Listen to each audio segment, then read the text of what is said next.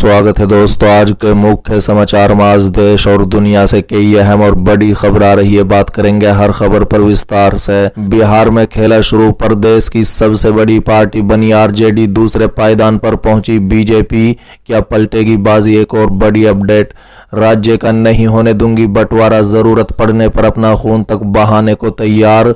ममता बनर्जी ने भाजपा पर लगाया संगीन आरोप। इसी के साथ अगली बड़ी खबर हम आपको बताएंगे। कांग्रेस खत्म हो जानी चाहिए, इसकी वजह से दोबारा पीएम बने मोदी। असदुद्दीन ओवैसी का कांग्रेस पर बड़ा हमला। एक और बड़ी अपडेट। औरंगाबाद का नाम बदलकर संभाजी नगर हुआ। समाजवादी पार्टी ने फैसले की निंदा। एक और बड़ी अपडेट। राहुल गांधी का केंद्र पर निशाना, बोले जीएसटी अब गृहस्थी सर्वनाश टैक्स का विकराल रूप ले चुकी है। तो चलिए देख लेते आज की पहली बड़ी खबर। बिहार में खेला शुरू। प्रदेश की सबसे बड़ी पार्टी बनी आरजेडी दूसरे पायदान पर पहुंची बीजेपी। क्या पलटेगी बाजी? दरअसल दोस्तों, बिहार में सियासी खेला शुरू हो चुका है। पिछले कुछ दिनों प्रदेश की सियासी हवा बदली सी नजर आ रही है।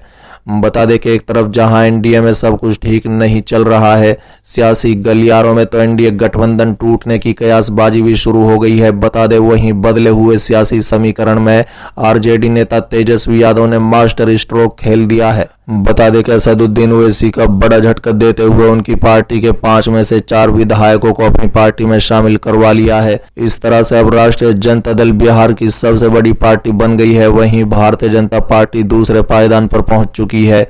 बता दें कि बिहार के सियासी गलियारों में ये चर्चा जोरों पर है कि एनडीए गठबंधन में सब कुछ ठीक नहीं चल रहा है, जल्द ही गठबंधन टूट सकता है।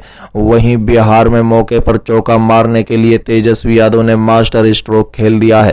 बता दें कि अब आंकड़े जरा से भी पलटे तो बिहार में सत्ता परिवर्तन हो सकता है। आपको बता दें कि 2020 के विधानसभा चुनाव में राष्ट्रीय जनता दल सबसे बड़ी पार्टी बनकर उभरी थी, लेकिन प्रदेश में सरकार नहीं बना पाई थी। बता दें कि जेडीयू भाजपा के नेतृत्व में एनडीए गठबंधन की सरकार बनी, जिसमें बिहार के दूसरे राजनीतिक पार्टियों ने एनडीए गठबंधन का साथ दिया था। सरकार नहीं बना पाने के बावजूद आरजेडी बिहार में सत्ता पर काबिज होने का दम भरते हुए अक्सर नजर आती है। अब तेजस्वी यादव के खुलासे से विपक्ष में नई जान आ गई है। बता दें कि बिहार में विधानसभा सीटों के आंकड़े की बात की जाए तो कुल 243 विधानसभा सीटें हैं।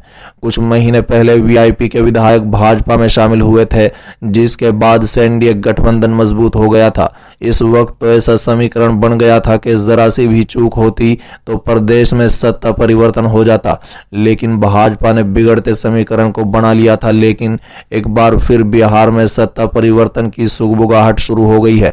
मौजूदा आंकड़े की बात की जाए तो एनडीए गठबंधन के पास कुल 126 विधायक हैं, जिनमें भाजपा के पास 77 विधायक, जेडीयू के पास 45, हम के पास 4 विधायक हैं। बता दें कि बिहार में महागठबंधन के पास कुल 115 विधायक हैं, जिनमें आरजेडी के पास 80 विधायक, कांग्रेस के पास 19 विधायक, लेफ्ट के पास 16 विधायक हैं।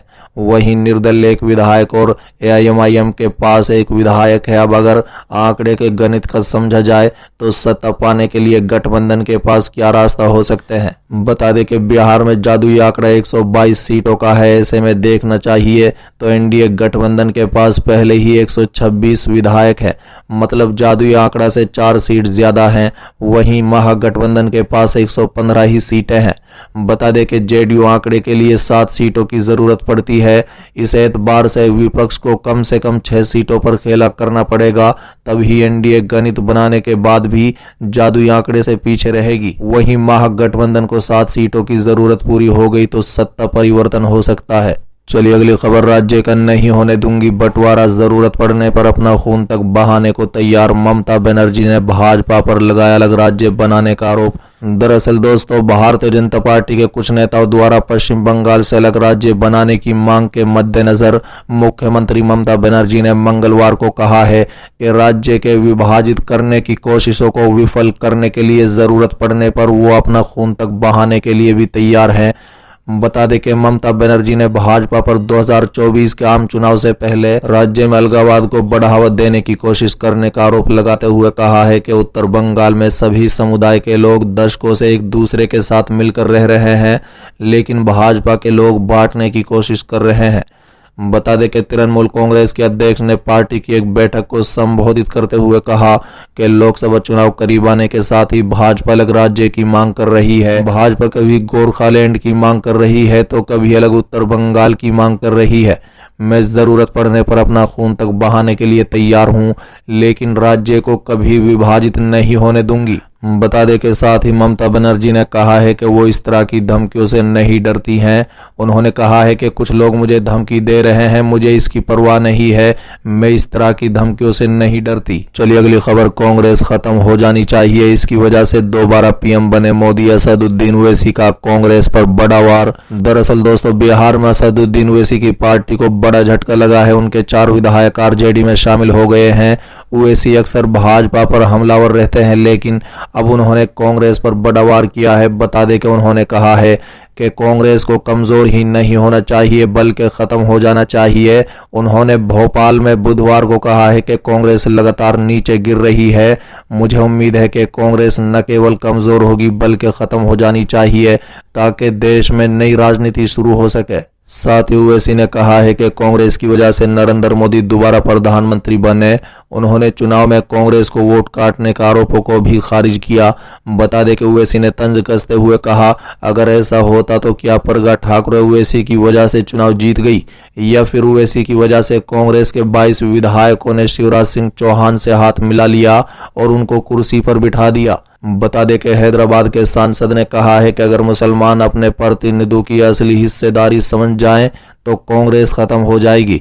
उन्होंने कहा है कि जब कांग्रेस के पूर्व अध्यक्ष राहुल गांधी को ईडी ने समन किया तो कांग्रेस 100 लोगों को भी नहीं जुटा पाई।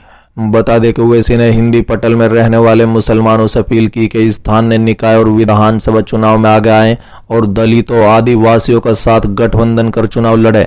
उन्होंने कहा है कि कई विधायक 3 दशक से पद पर हैं, लेकिन अपने क्षेत्र में शिक्षा और इंफ्रास्ट्रक्चर नहीं सुधार सके।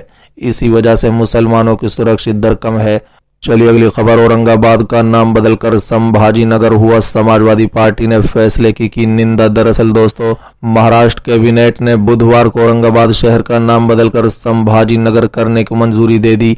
वहीं सीएम उद्धव ठाकरे ने उस्मानाबाद का नाम बदलकर धाराशिव और नवी मुंबई हवाई अड्डे का नाम बदलकर डीबी पाटिल अंतर्राष्ट्रीय हवाई अड्डे भी कर दिया गया।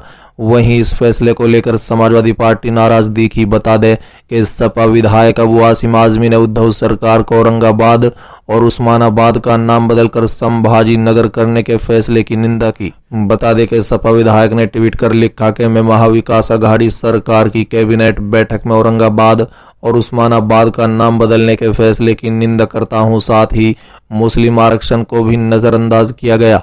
हमारा समर्थन कॉमन मिनिमम प्रोग्राम के तहत है, लेकिन अब एमयूए भी वही कर रही है जो बीजेपी करती है।